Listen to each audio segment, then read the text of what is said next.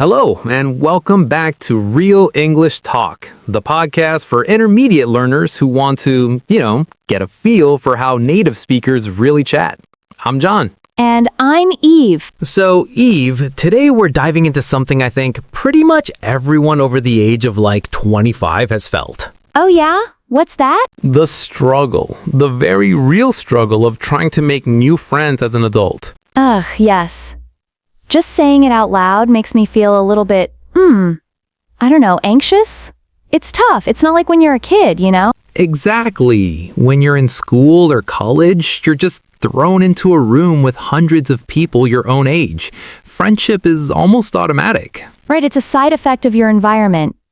You have classes together, you live in the same dorms.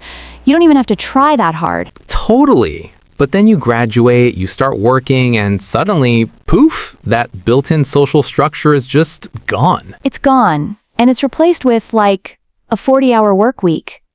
And maybe kids, or a partner, or just being tired all the time. Ugh, the being tired part is so real.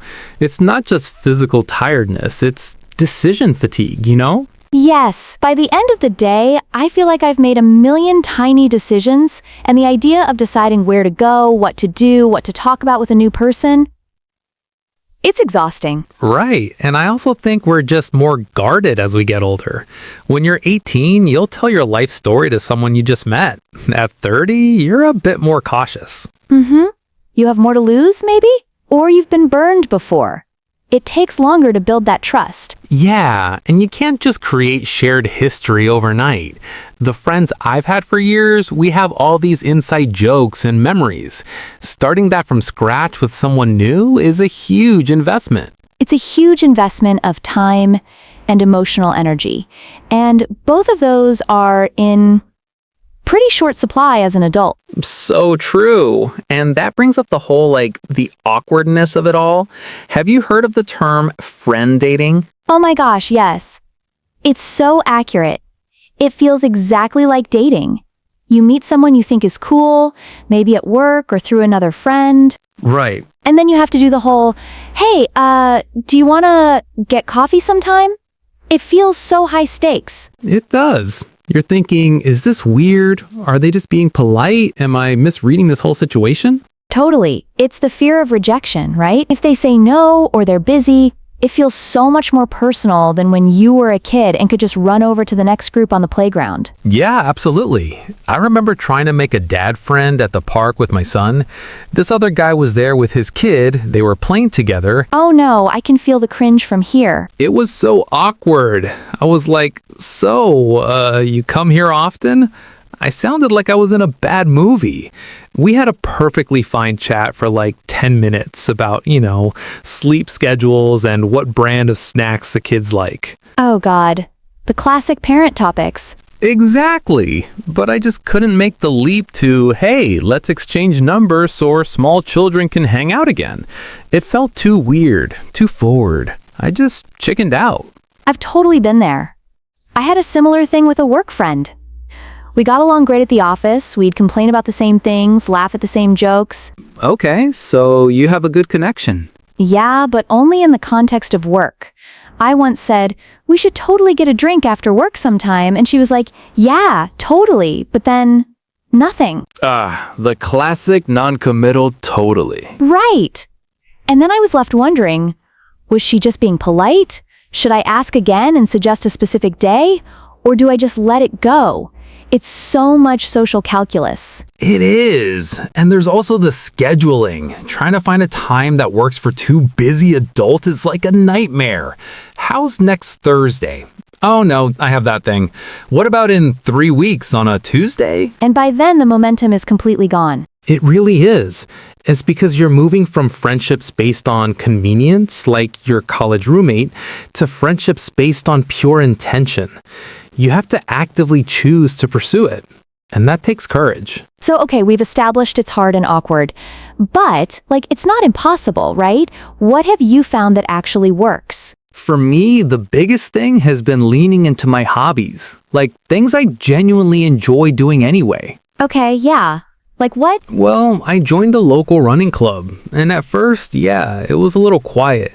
But after a few weeks, you start seeing the same faces. You chat a bit before the run, a bit after, and it becomes natural. You already have at least one thing in common. That's a great point. It lowers the stakes. You're there for the hobby, and the friendship is like a potential bonus, not the main goal. Exactly. What about you? I think my best advice is to become a regular, somewhere. It could be a coffee shop, the library, a dog park, anything. A regular. I like that. What does that look like in practice, though?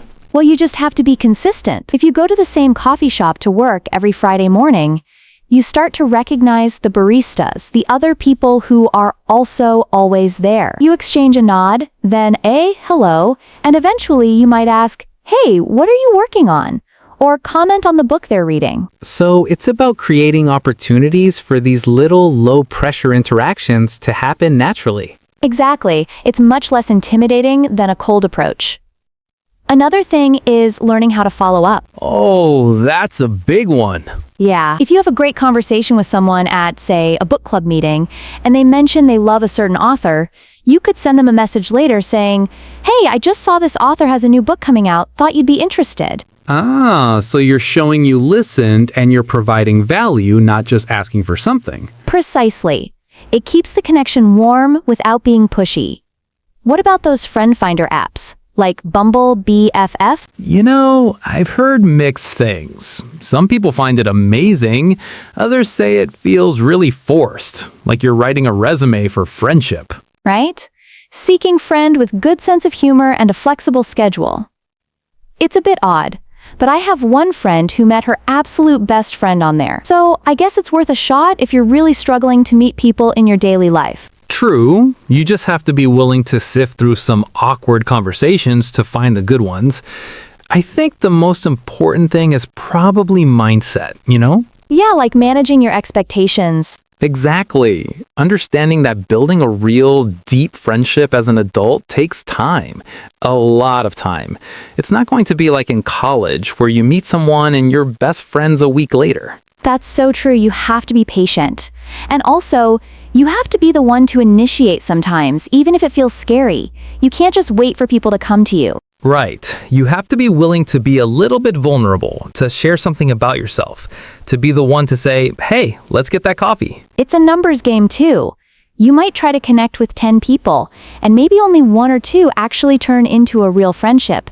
And that's okay. It's about quality over quantity at this age anyway. Totally okay. The main thing is to remember you're not alone in feeling this way. It's a super common, universal experience for adults. Absolutely. Well, on that note, that's all the time we have for today.